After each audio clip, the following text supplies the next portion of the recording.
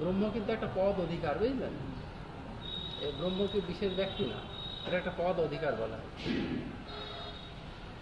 100 জনম যদি পুণ্য করে, মানে সুষ্ঠুভাবে যদি 100 মেদ গোমেদ যজ্ঞ করতে পারে, তাহলে সে একটা ইন্দ্র হতে পারে।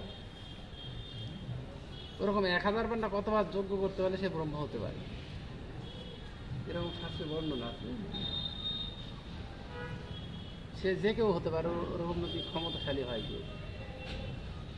তখন ব্রহ্মাদি এদিকে ঘুরে গিয়ে সে ব্রহ্মলোকে গিয়ে বসতে যাচ্ছেন, তার আগে ভগবান শ্রীকৃষ্ণ বলে দিয়েছেন, দেখো এখন অনেক অসুরেরা ব্রহ্মার রূপ ধারণ করে আসছে এখানে, সতর্কভাবে থেকো। বেশ কিছু সময়ের মধ্যে ব্রহ্মাজি সেই এইদিকে তো ক্ষমা করলেন না, তখন মাথা সাপুর করে ব্রহ্মলোকে চলে যাচ্ছেন। যে কী ভাই বা কপালে আছে ভগবান সেই জানে, খুব দুঃখ করছেন আর যাচ্ছেন ব্রহ্মলোকে। সে ব্রহ্মার দারোয়ান বলছে, ওর তো সিংহাসনে যাওয়ার জন্যে প্রবেশ করছেন, দারোয়ান বলছে, এই কে দাঁড়াও। সে কে? মানে আমি ব্রহ্মা। হ্যাঁ ঠিকই বলেছে, তারা কোন অসুর এই ব্রহ্মার রূপ ধারণ করে।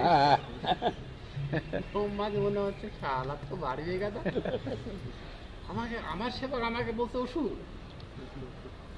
আমার সেবক আমাকে চিনতে পারছে না। কোথাও কি অসুর, কি উদ্দেশ্য তোমার বলো এবার? আর আমি অসুর না, আমি ব্রহ্মা এখানকার।